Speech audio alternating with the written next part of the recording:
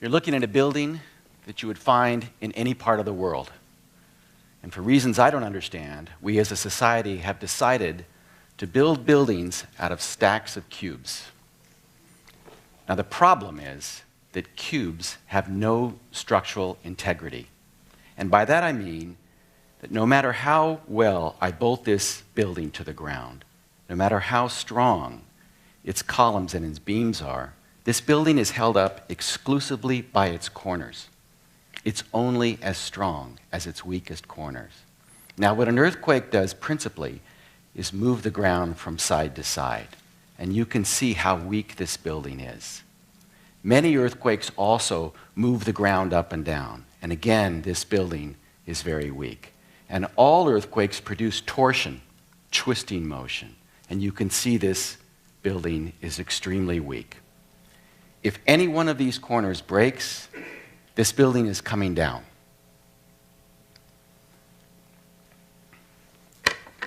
Now this is the exact same building, except all I've done is just snapped in these little triangular corner braces. Now look. Look. Look. This building is strong. This building is going to survive any earthquake. This building costs only 15% more to build than this one. The cost of a bathroom in a building.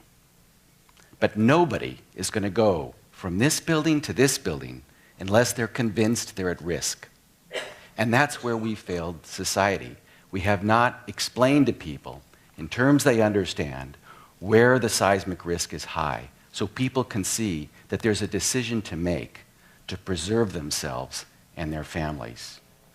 And so 5 years ago, we founded the Global Earthquake Model, or GEM, to build the world's first ever seismic risk model and make it available to the public at large.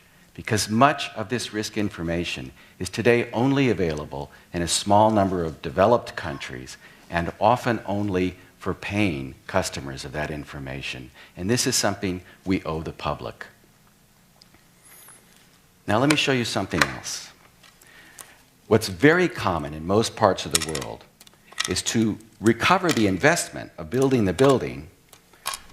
The builder will use that bottom floor for retail space. Think big picture windows. No reinforcement. And now we have what engineers called a soft first-story building. This building is weak at the knees. This is the worst possible building you can build. And this building is almost certain to come down because it's heavier on top than on the bottom. And what will happen is that this building will break on the bottom floor, and all the top floors will fall at 32 feet per second and implode successively as they hit the ground. And that is the fate of so many buildings all over the world in large earthquakes. Now, these buildings are wooden, but for most buildings that we are in today, they're what we call reinforced concrete. So rather than external triangles, it's rebar, rods of ribbed steel that go through the concrete pillars and beams, flare out at the corners, and are wrapped with more rebar to make them strong. After the 1999 Izmit earthquake in Turkey, a magnitude 7.6 event, I was with a group interviewing survivors. And we met a young professional couple, the Erkmans. And they explained to us that when they were married, they were given a iron frame bed. And when the earthquake struck, their 5-year-old son was in another room. They were on the second story of one of these soft first-story buildings. And all of the stories above them slammed down on the top of their bed, but were held by that iron bed. They couldn't move. They were completely pinned in about this amount of room. Mr. Erkman was eventually able to break open the floorboard, and he found a PVC tube, and he broke it off, and water came out. And they were able to have water for the 60 hours it took until they were rescued. Their son died, and afterwards, we went to the side of their building, and the nearly identical next-door building was partially standing. And I could see a giant crack in one of these corners. And I wanted to be able to get my arm in that crack to feel the rebar and to feel how much there was. So I was put on a hydraulic lift, and I stuck my arm in, and I pulled out a hunk of styrofoam. The world would be a safer place if concrete were translucent. So what's happened in the 13 or 14 years since that 1999 earthquake and today? We've seen almost 1 million earthquake deaths, a greatly accelerating toll. How could that be? 2 reasons. One, population is flowing into the world's megacities, cities with more than 1 million people. And in so doing, people are building at a higher density and poor quality buildings. And there are about 50 of these megacities astride the Earth's plate tectonic boundaries. And these cities are caught between the demographic and seismic forces. They are the targets of chance. Let me show you what I mean in terms of construction quality. This is a typical slum, high-density development. Notice the great corners. So we know what happens to buildings like this. These are buildings in Turkey where, incidentally, every building is basically a soft first story because of setback rules. You can only build out to a certain distance from the edge of your property, but it only applies to the first floor. So people build wider buildings from the second story up. They're all top-heavy.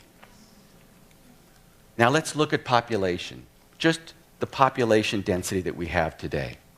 So here's the population of Europe and North Africa. And until I saw this globe, I hadn't appreciated that Egypt is not a country, it's a river. It's just a river of humanity in inky blackness. There's nothing else. No one's home in Switzerland, it turns out.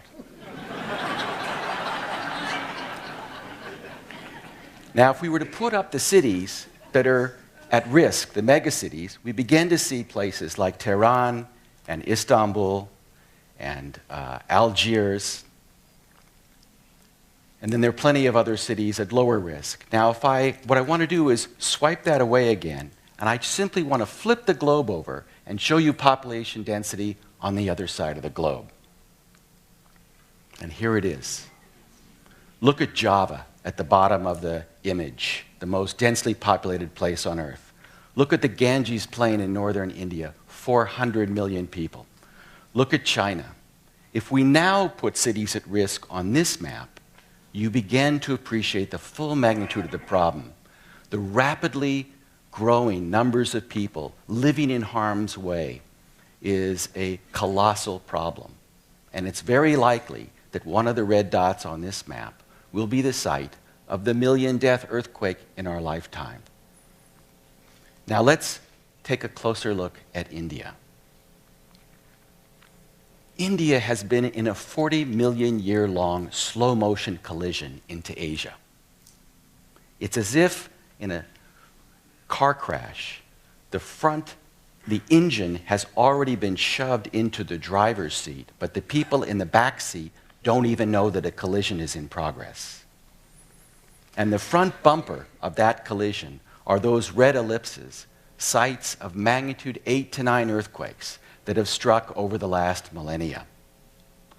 One earthquake alone in 1897 over there on the right reduced to rubble every masonry building over an area the size of England. And today, the population 115 years later there is 10 times higher. So all of these people in the Ganges Plain are at risk from an earthquake, but since we have not had great earthquakes there in several generations, there's no cultural memory of this. And so no efforts are being made to prepare for that. Now, the consequences of this collision are not limited to that front fender. They extend deeply into Asia. These blue vectors, the India indenter is what I was describing as the car being mashed into Asia. And you can see Asia flowing out away from that impact zone and flowing into Southeast Asia and China. So those blue arrows are the movements of land every year, about an inch a year you can see this scale on the lower left. And any place where you see two arrows changing length or direction, the Earth is being strained.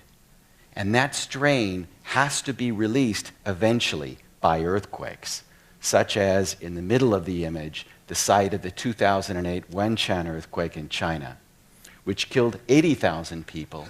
20,000 of them were children in schools that were built like my unreinforced stack of cubes.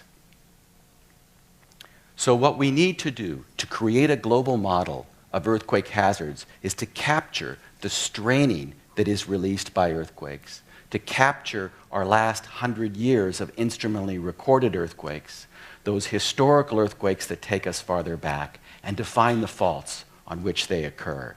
So these vectors are collected from around the world, 15,000 of them, that go into building this strain model of earthquakes. You can see the rectangle is where we were before, and you can also see now that we have these bright red bands of extremely high strain and yellow bands where also the strains are high. And most of these red bands, such as at Sumatra and Java and Taiwan and Japan, are what we call subduction zones. These are the places where the Earth's crust gets shoved underneath island arcs or continents and produces the greatest earthquakes that we know. So we've created a model of the world's subduction zones. There are 40,000 of them. And you can see that this was the site of last year's Tohoku earthquake in Japan, of the magnitude 9.2, 8.7, and 8.5 earthquakes in Sumatra, the 8.3 and 8.2 earthquakes in Tonga. So subduction zones are illuminated themselves by earthquakes. So here are the last 100 years of earthquakes, which we have relocated as part of the Global Earthquake Model Project. So you can see Sumatra and Java, the Philippines, bathed in earthquakes. You can also see the earthquakes extending northward from India and into Asia, associated with that blue arrows I showed you before. So relocating the world's earthquake was a huge task, but an important one, because from about 1900 to 1950, those original earthquakes were not located with computers. So doing this all over again with uniform tools gives us a much better sense of where these earthquakes took place. Let me give you an example in Taiwan. So an earthquake that was located well offshore the island of Taiwan that struck in 1909, when relocated using these computer techniques, turns out to lie beneath Taipei, Taiwan's capital city of 6 million people, topped by the 101-story Taipei 101 building, which the Taipei people call a stack of Chinese takeout cartons. Not only do we now see that the seismic risk is higher than we thought before these earthquakes were relocated, this city also, on the edge of this city, lies what we believe to be an active fault, a fault capable of producing a large earthquake. And truly, the most important target for any effort to make people aware of the earthquake hazards is to hunt down all of the active faults in urban areas. And I'm thinking of places like Bogota, 6 million people living next to an active fault. Until this work was done by the Global Earthquake Model, the Bogota fault was not recognized to be active, and now it is. Think of the 15 million people living next to an active fault in Tehran. This is a country with a very long, rich history, and that history is replete with huge, damaging earthquakes. And we know what happens when urban areas are juxtaposed to faults that move in large earthquakes, such as the Kashmir 2005 event. This is Balakot Hill. Every single building on that hill was destroyed in the earthquake. 1,600 people lost their lives right there. If we move to South America, we see a problem very similar to Asia. Again, the white is population in the area, and you can see the population is engulfed in earthquakes in all of northern South America. Now, Ecuador faces this risk considerably because its capital city, Quito, lives in the middle of this. And Ecuador, as a nation, joined the global earthquake model 2 years ago. Here is Quito. 1 million people, a mile high, living on top of what's believed to be an active fault. But what they did was, with the help of the global earthquake model, the Ecuadorian scientists and engineers built their first ever seismic hazard model. And you can see it here, and you can see that Quito lies in the highest hazard zone. And inspired by this, the government has built its first ever building code so that the right kind of buildings can be built in Quito rather than continuing this. And in addition, for the first time, earthquake insurance can be offered because there is a model to price the risk, which is an essential element without which you can't have insurance. And so it's important to recognize that if you design for it, even modest homes can be built to survive earthquakes. This beautiful home-built building I came upon in the Andes, look at it. It's light on top, not heavy on top. It's filled with strong, flexible materials, and it's filled with triangles. Earthquake-resistant buildings can actually be gorgeous. Here is one, also in the Andes, also triangles everywhere you look. One of the things that the global earthquake model is trying to do is to make sure that we teach our children the lessons of earthquake science and safety so that they can be the vanguard of our efforts to live in a safer world. So working together with Teachers Without Borders, the Earthquake Engineering Research Institution, and the U.S. Geological Survey, where I work, we are creating a curriculum where teachers in the countries that you see there will learn how to teach seismic science and safety to 100,000 girls. Each of the schools will get a seismometer, both for teaching and to join them up into a network where we can record and the girls can record earthquakes. And 5,000 teachers will be trained, and together these girls will help start the discussion between civic authorities and the population. And they will be also surveying all the buildings first in their schools and then in the broader community to determine which buildings are seismically weak. We need to collect this information. 100,000 girls will create a survey of 1 million buildings. All of that will be in the public trust as a part of the Global Earthquake Models database. This image is one that I've always found arresting. You're looking at a man, aged 22 years old, about 22, and his arms are around a woman, aged about 19. She has her arms around a baby. You can see the skull, less than a year old. This family was crushed by their dwelling in 365 AD in the Roman port town of Kourion on Cyprus.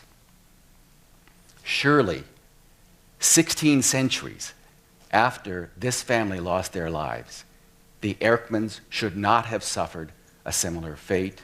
As so many others are, we must learn to build better in places where the risk is high. Thank you.